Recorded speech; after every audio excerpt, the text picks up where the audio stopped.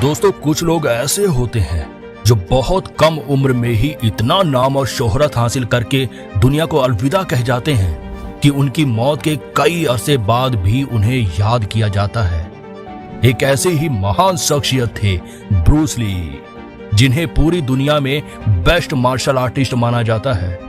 कहा जाता है कि जब वे शूट करते थे तो उनके एक्शन सीन को 32 फ्रेम पर सेकंड की स्पीड पर स्लो मोशन में दिखाया जाता था, क्योंकि उनकी रियल स्पीड आंखों से देख पाना संभव नहीं था। ब्रूस ली का स्कूल और कॉलेज की पढ़ाई में मन नहीं लगता था, लेकिन उनकी लाइब्रेरी में 2000 से अधिक किताबें थीं। दुनिया में बहुत से लोग ब्रूस ली को एक महान फिलोसोफर भी मानते हैं। ब्रूस ली की ड्राइंग भी काफी शानदार थी। आमतौर पर प्रैक्टिस के दौरान मार्शल आर्टिस्ट 35 से 75 किलो वाले पेचिंग बैग का इस्तेमाल किया करते हैं, लेकिन ब्रूस ली 150 किलो पैचिंग बैग का इस्तेमाल करते थे, क्योंकि हल्के बॉक्सिंग बैग उनकी पंच और किक को सहन नहीं कर पाते थे।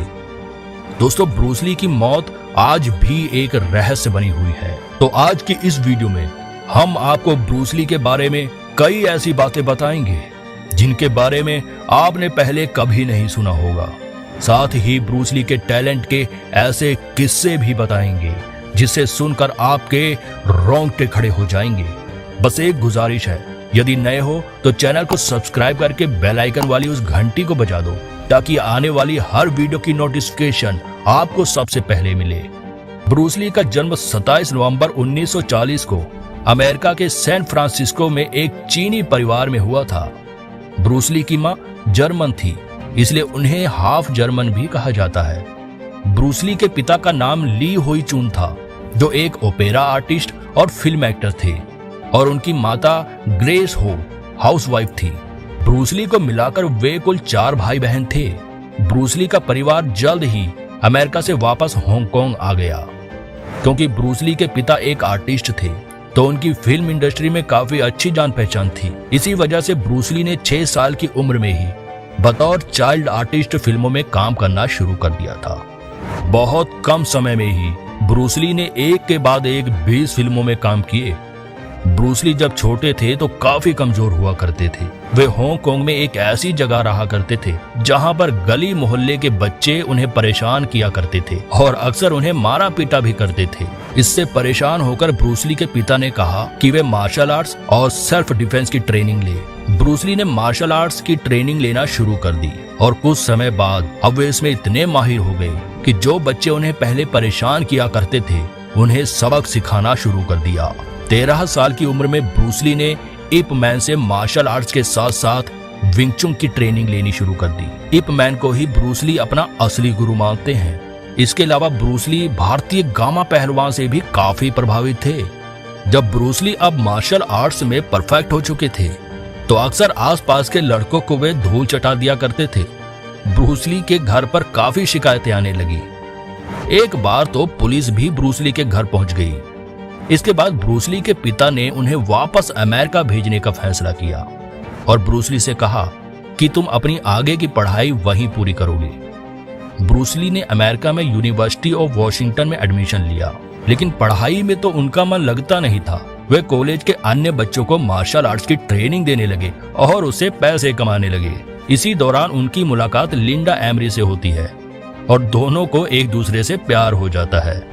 लिंडा और ब्रूस ली सन 1964 में शादी कर लेते हैं। दोनों के बाद में 2 बच्चे भी होते हैं। बेटी का नाम शैनन ली और बेटे का नाम ब्रैंडन ली होता है। धीरे धीरे ब्रूस ली मार्शल आर्ट की दुनिया में अपनी पहचान बनाने लगे थे। उनके बारे में कहा जाता है कि वे अपने नॉन चाकू से 725 किलो की ताकत पैदा कर सकते थे। ये ताकत किसी को भी मौत के घाट उतारने के लिए काफी है। ब्रूस ली को पानी से काफी डर लगता था, इसलिए उन्होंने लाइफ में कभी स्विमिंग नहीं सीखी। आपको जानकर हैरानी होगी कि ब्रूस ली का एक पंच 148 किलो की फोर्स जनरेट करने में सक्षम था। अब ब्रूस ली का पंच कितना घातक होगा, इस बात का अंदाजा आप ऐसे लगा सकते हैं कि यदि कोई गाड़ी 48 किलोमीटर प्रति घंटे की रफ्तार से किसी व्यक्ति को टक्कर मारती है और वहीं दूसरी तरफ अगर ब्रूस ली अपने पंच से वार करते हैं, तो ऐसे में ब्रूस ली का पंच व्यक्ति को ज्यादा गहरा घाव पहुंचाएगा। ब्रूस ली के हाथों में इतनी ताकत थी कि वे यदि किसी पर मात्र 3 इंच दूरी से हमला करते तो वह 9 से 10 फीट दूरी पर जाकर गिरता था, और अपनी फुल पावर से तो वह 20 मीटर दूर तक व्यक्ति को फेंकने की क्षमता रखते थे। एक 5 फुट 8 इंच वाले हाइट और 60 से 62 किलो के व्यक्ति में इतनी ताकत कैसे आई, इस बात से हर कोई हैरान रह जाता था। जैकी चैन भी ब्रूस ली से काफी ज्यादा इंस्पायर्ड हैं और उन्हें अपना आदर्श मानते हैं। ब्रूस ली एक अच्छे डांसर भी हैं। 1958 में उन्होंने एक डांस प्रतियोगिता में प्रथम स्थान हासिल किया था। 1962 में टूर्नामेंट में ब्रूस ली ने केवल 11 सेकंड में 15 घूंसों और एक किक की मदद से अपने प्रतिद्वंदी को चित्त कर दिया था। बताया जाता है कि ब्रूस ली रोजाना 5000 से ज्यादा पंच प्रैक्टिस किया करते थे। वे एक बार में 1500 पुशअप्स मार लिया करते थे। उनकी 2 फिंगर पुशअप्स को देखने के लिए तो बहुत दूर दूर से लोग आते थे। वॉशिंगटन में ब्रूस ली ने जून फैन गुंग-फू नाम से एक इंस्टीट्यूट खोला था, जहां वे मार्शल आर्ट्स के अलावा अपने बनाए हुए ट्रिक्स और एक्शन भी सिखाया करते थे। मार्शल आर्ट की दुनिया में ब्रूस ली को अब एक बड़ी पहचान मिल गई थी, लेकिन हॉलीवुड में अभी उनके नाम का डंका बजना बाकी था। सन 1964 में ब्रूस ली ने एक टीवी सीरीज में काम किया जिसका नाम था द ग्रीन हॉर्नेट। यह सीरियल काफी हिट भी हुआ, लेकिन ब्रूस ली का असली फिल्म करियर 1969 में शुरू हुआ था।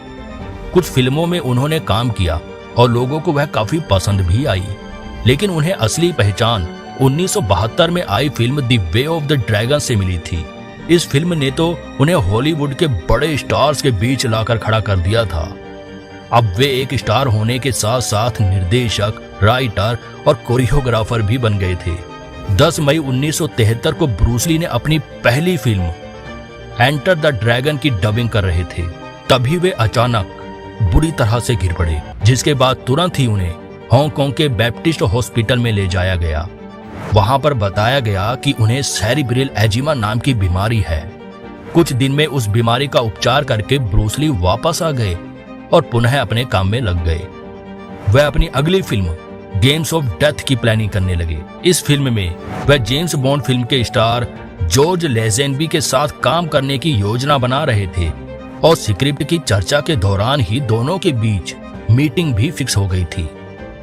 लेकिन 20 जुलाई 1973 को अचानक उनके शरीर में दर्द होने लगा।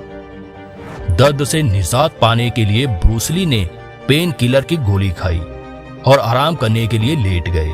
लेकिन कौन जानता था कि ब्रूस ली इसके बाद कभी उठेंगे ही नहीं। ब्रूस ली को क्वीन एलिजाबेथ हॉस्पिटल ले जाया गया, जहां उन्हें मृत घोषित कर दिया गया। जांच में पाया गया कि ब्रूस ली की मौत एक एलर्जिक रिएक्शन के कारण हुई है। असल में ब्रूस ली हशीश बहुत अधिक लिया करते थे। ये एक प्रकार की ड्रग्स होती है जो पहले के समय में लीगल हुआ करती थी। कुछ डॉक्टर्स का कहना है कि हशीश और पेन किलर के रिएक्शन के कारण ही ब्रूस ली की मौत हुई थी। इसके अलावा ब्रूस ली ने अपने आर्म पिट की सर्जरी कराई थी, जिससे कि उन्हें पसीना न आए, जबकि पसीना हमारे शरीर में मौजूद टॉक्सिन कंपोनेंट्स को बाहर निकालने का काम करता है। अगर ये बॉडी से बाहर न निकले तो ये जानलेवा हो सकता है। इन सब के साथ ही एक थ्योरी ये भी है कि ब्रूस ली और उनके परिवार पर किसी ने जादू टोना कर रखा था। ऐसा इसलिए भी कहा जाता है क्योंकि ब्रूस ली के बेटे ब्रेंडन ली की मौत 1964 में मात्र 28 साल की उम्र में हो गई थी। ब्रूस ली की मौत के बाद उनकी गेम ऑफ डेथ और ड्रैगन द ब्रूस ली जैसी कई फिल्में रिलीज हुई। इसके अलावा उनके नाम का इस्तेमाल करके कई डुप्लीकेट फिल्में भी बनाई गई, जिसके जरिए फिल्म मेकर्स ने काफी मोटी कमाई की। ब्रूस ली की मौत के बाद हांगकांग की सरकार ने जांच के लिए एक आयोग का गठन भी किया, लेकिन उनकी मौत की गुत्थी आज तक सुलझ नहीं पाई है। ब्रूस ली की पत्नी लिंडा ली ने बाद में उनके जीवन पर आधारित एक किताब लिखी थी, जिसका टाइटल उन्होंने the only man I knew दिया था।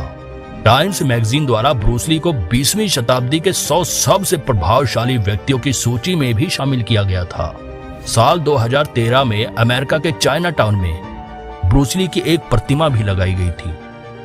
तो दोस्तों, ये थी ब्रूस ली के जीवन की पूरी कहानी कि कैसे एक दिग्गज का जन्म हुआ और कैसे अपनी मेहनत और टैलेंट के बल पर कम उम्र में ही बड़े से बड़े मुकाम को प्राप्त कर 32 साल की युवा उम्र में ही दुनिया को अलविदा कहकर चला गया।